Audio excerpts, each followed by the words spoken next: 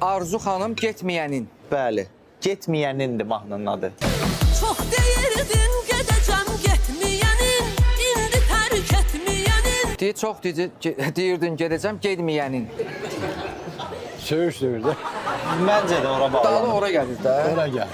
Getməyənin belə Hara belə. gedəcək? Kim idi gedən? Kimsə gedmək Arzu istəyir. xanım oxuyur, deyir ki, getməyənin. Hara? Yəni Getməyənin. də səni atıb gedirəm. Məni tərk etməyənin, getməyənin. Məncə maraqlı deyil hara. Daha vacibdir ki, getməyənin nə? Getməyənin nə kimi Kulaq şey olsun, Hə, də. nə olsun? Ora kimi də mahnı gəlib çatdırmır. Nə düşünürsünüz bu musiqi haqqında? Mən musiqinin gözəldir həm də, oxuyan da yaxşı oxuyur. Yəni insanlar elə gedəcəm deyir, gedir, heç nə getmir, nə də daha da bəhs. Yəqin o çox deyib gedirəm. Bu da axı getməyənin. Bu da gözük ki, getməyənin. Belə olsun. Hə, belə olsun. Ona görə də ona hamı qulaq asırlar. Vəfa Şərifova uzaqlaşmaq istədim. Bir ara səndən uzaqlaşmaq istədim.